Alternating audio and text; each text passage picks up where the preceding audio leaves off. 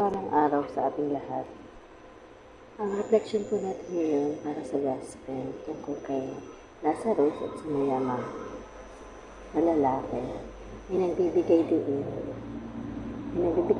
sa hindi matutumbas ang halaga ng malasakit at pagtulong sa ating kapwa, lalong-lalo na sa mga nangangailangan.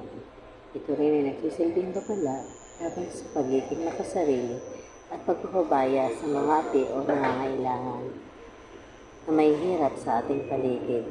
Ang mensahe ng Ebanghelyo ay nagtuturo din sa atin sa ating mga aksyon at desisyon sa buhay ay may malalim na epekto sa ating walang hanggang kapalaran. Amen.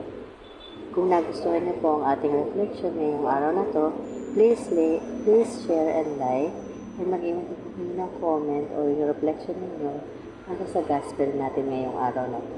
Maraming salamat po.